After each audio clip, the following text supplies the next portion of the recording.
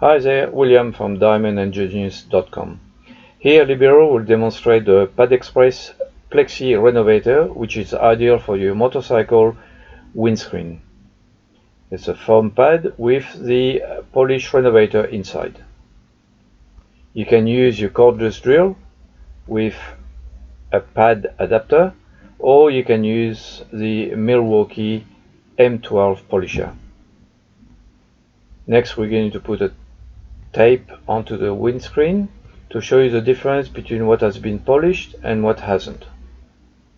Next, you just press the pad firmly onto the surface. A little bit of polish comes out. Start polishing at slow speed.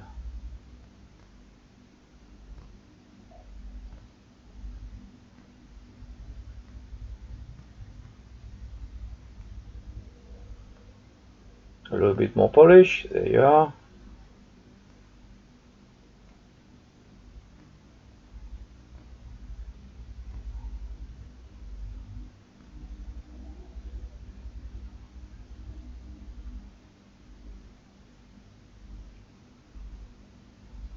And next, we just give it a quick wipe with a clean, soft cloth.